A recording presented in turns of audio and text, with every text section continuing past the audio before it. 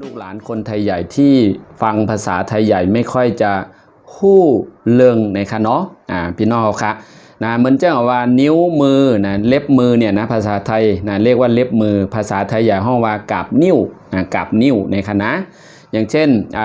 การสร้างบุญกุศลพี่น้องไทยใหญ่เรียกว่า